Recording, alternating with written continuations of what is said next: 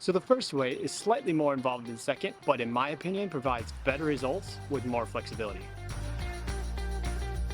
Hey there, welcome to RV Gear and Far. Today we're going to be talking about how to add a ceiling fan to any RV. So this method is fantastic for bedroom areas and specifically bunks. Here's what you need for this install.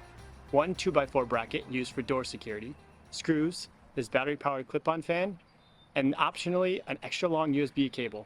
Adding this to your RV is as simple as screwing in the 2x4 bracket into the ceiling and clipping the battery powered USB fan. You'll want to pick up the thickest wood screws that will fit through the mounting holes on the bracket, but you want them to be on the shorter side. You're just trying to get through the paneling on the ceiling without going any further. Here are the dimensions of my brackets. They're 1.5 inches wide by 6.5 inches long and about 1 3/4 inches tall. I give you those dimensions because when I was sourcing this part at the local hardware store, one big box had the slim versions that I have here, and the other one had a version that were much thicker and much wider, which for this project just adds unnecessary weight and bulk. These clip-on fans were ordered online, and on a full charge, we typically use about half the battery on low speed overnight, which is on par with the advertising claim of running 24 hours on the low setting. However, sometimes you'd like a bit more airflow than low speed for a longer duration of time. So I also ordered a long USB cable that we've run up to the mounting point. This allows us to power them indefinitely off of the 12-volt battery of the RV. Now you could definitely take them down each day to charge instead, and that brings up a good point. Even though we've got a USB cord right at that spot, it's important not to leave them plugged in all the time. You'll end up overcharging the battery, causing it to swell and malfunction. So definitely unplug them every so often and let them run without charging. I usually do this every other day and have had good results. These fans have 4 speed settings: low, medium, high, and a width setting that rotates through all 3. They come with a micro USB cable and have both micro USB and USB-C charging ports, which is nice to have options, and that also means that if you're off-grid, that they all can also be charged in your vehicle, off a laptop, a battery bank, solar, or any other means of USB power, and then use their own internal batteries to power the fan. We all know airflow is important, and many of us like a fan on while sleeping as well. Outside of pop-up campers, RVs are not very good at allowing much breeze through the windows, and adding a mechanical fan is something that we've done to all the sleeping areas in our rig. These 3 fans have been up in these mounts for well over 18 months of full-time RV travel. We take the fans down for travel days and have had 0 issues with them stripping out or vibrating loose. The brackets stay absolutely in place while we've been moving. If you're getting value from this, please take a moment and follow RV Gear and Far and express your appreciation with a thumbs up and a comment on the video below. Let me know, do you sleep with a fan on while you're RVing? The second option for adding a fan is more in line with the traditional style ceiling fan. These mini ceiling fans are roughly 17 inches in diameter and do not have an internal battery, so you need to plug them into a power source in order for them to function. The benefit here of not having a battery is that you can leave it plugged in all the time without having concerns of overcharging the battery. The cord is 9 feet long with an inline on-off switch and a USB-A plug at one end. You'll need to provide a power brick if you plan to use this on 120 volt power, and it needs to deliver at least 2 amps of power. Or if your rig has 12 volt USB sockets, you can plug directly into those. The fan blades easily click into place, and it has a single speed, either on or off.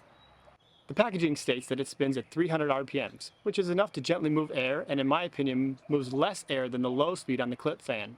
From the clip to the bottom of the blades, it measures approximately 9 inches deep, and you could easily hang it from an AC vent or add a hook to your ceiling. If you have a 5th wheel, this depth isn't going to be an issue in the main living space, but if you have a travel trailer or you want to use it in the bedroom, it will be closer to you than a ceiling fan in a traditional home. You'll definitely want to pick up some cord clips in order to keep the cords up and out of the way of the fan blades. We use these with the clip fans as well to keep the power cord handy and out of the way. This fan is light enough that you could definitely hang it from the inside of a pop-up shelter or screen tent, and it would help to circulate the air. In my opinion, this fan is more for moving moderate air circulation than it is for actually cooling down.